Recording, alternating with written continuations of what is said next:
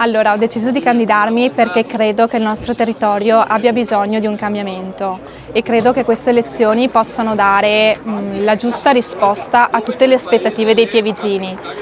I nostri obiettivi, ne cito alcuni, sono innanzitutto coinvolgere tutti i cittadini e tutte le cittadine a far parte della vita del comune e farli sentire parte integrante della comunità, una cosa che riteniamo doverosa e giusta. Apriremo un nuovo dialogo con tutte le categorie per recepire non solo le esigenze che sono state inespresse in questi anni, ma anche le loro proposte per poter migliorare il territorio.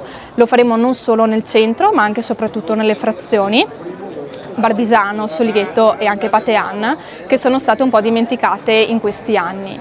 Apriremo un nuovo dialogo con tutte le associazioni sportive perché svolgono un lavoro straordinario e riteniamo che ad oggi manchino della giusta attenzione e del giusto sostegno per poter crescere. E poi sosterremo tutto quello che è il mondo del volontariato perché sono un'essenza profonda del nostro territorio. Poi gli obiettivi sono molti altri, ma insomma non voglio scoprire ulteriori carte, ecco.